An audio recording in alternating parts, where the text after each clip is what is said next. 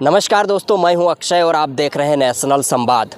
क्या आपको लगता है कि देश में अभी भी लोकतंत्र बचा हुआ है? तो आप गलत सोच रहे हैं। कल दिल्ली के मुख्यमंत्री अरविंद केजरीवाल को ईडी द्वारा गिरफ्तार करना और कांग्रेस का जिस तरीके से कांग्रेस पार्टी का खाता फ्रीज करना, कहीं ना कहीं ये दर्शाता है कि भारतीय जनता पार्टी पूरी तरीके से विपक्ष को समाप्त करना चाहती है, लोकतंत्र को समाप्त करना चाहती है। और लोकतंत्र में जब विपक्ष की भूमिका नहीं होती है तो लोकतंत्र समाप्त हो जाता है, कमज़ोर हो जाता है। अभी बीते दिनों झारखंड के मुख्यमंत्री हेमंत सोरेन को ईडी द्वारा गिरफ्तार कर लेना, उसके बाद अब अरविंद केजरीवाल को गिरफ्तार कर लेना, कांग्रेस पार्टी का खाता सीज करने देना, फ्रीज कर देना, लगातार विपक्षी नेताओं को सीबीआई और ईडी का नोटिस भेजना, ये कहीं ना कहीं लोकतंत्र के लिए एक खतरे की घंटी है।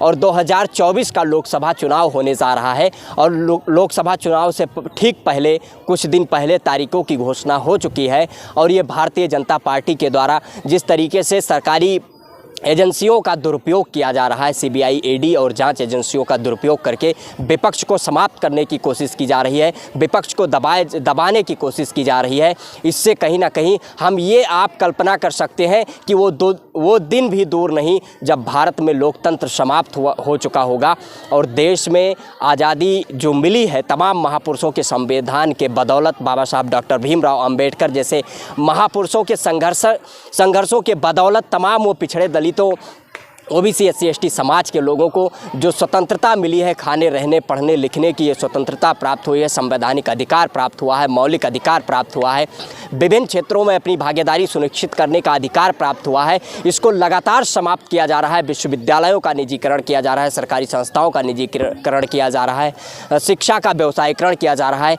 इससे स्पष्ट ये समझा जा सकता है कि भारतीय जनता पार्टी पूरी तरीके से लोकतंत्र को, संविधान को समाप्त कर एक तरह से यहाँ पर प्रजातंत्र लागू करना चाहती है, राजतंत्र लागू करना चाहती है, प्रजातंत्र को समाप्त कर। तो ये कहीं ना कहीं लोकतंत्र के लिए दुखद है और एक चिंता का विषय है। और अरविंद केजरीवाल को गिरफ्तार करना ये कहीं ना कहीं ये बताता है कि भारतीय जनता पार्टी द्वारा कभी तेजस्वी यादव को सीबीआई का नोटिस भेजना, कभी अखिलेश यादव को नोटिस भेजना, जब लोकतंत्र में विपक्ष ही नहीं रहेगा, देश में विपक्ष मजबूत नहीं रहेगा तो वहाँ की सरकारें तानाशाह हो जाती हैं। इससे स्पष्ट समझा जा सकता है कि लोकतंत्र के लिए ये एक खतरा है और लोकतंत्र के लिए खतरे की घंटी है, संविधान के लिए खतरे की घंटी है। भारतीय जनता पार्टी का सांसद कहता है कि 2024 के लोकसभा चुनाव में आप हमें 400 पार पहुंचा दीजिए, हम संविधान बदल देंगे।